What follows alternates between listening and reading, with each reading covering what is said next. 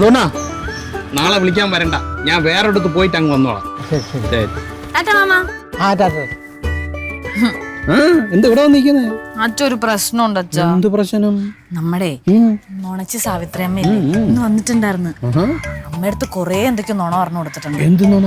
അതൊക്കെ അമ്മ പറയുമ്പോ അച്ഛന് മനസ്സിലാവും. പക്ഷെ അമ്മ എന്ത് പറഞ്ഞാലും അച്ഛൻ എന്നെ വിശ്വസിക്കാൻ പാടുള്ളൂ, അമ്മ വിശ്വസിക്കരുത്.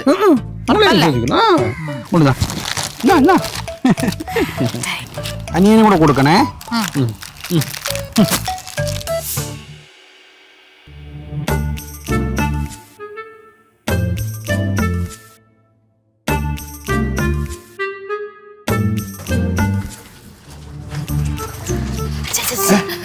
അച്ഛൻ്റെ അടുത്തൊരു വലിയ കാര്യം പറയാനായിട്ടാണ് ഞാൻ ഇത്ര നേരം ഇവിടെ കാത്തു നിന്നത്.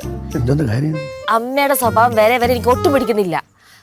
അവര് ഇവരൊക്കെ ഓരോന്ന് വന്ന് പറയുന്നത് കേട്ടിട്ട് എന്നെ ചുമ്മാ കിടന്ന് വഴക്ക് പറഞ്ഞോണ്ടിരിക്കും. അവള് ചുമ്മാ എന്തെങ്കിലും പറയുമോ നിന്നെ?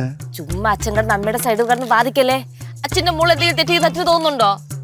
എന്നാലും ഞാൻ അവള് പറയുന്നത് കേക്കട്ടെ, നീ മാറ്, ഞാൻ അങ്ങോട്ട് പൊക്കോട്ട്. അത് മോളിത് വിശ്വസിക്കും, പിന്നെ അവര് പറയുന്ന കേക്ക്. സത്യമായിട്ട് ഞാൻ ഒരു തെറ്റും ചെയ്തിട്ടില്ല.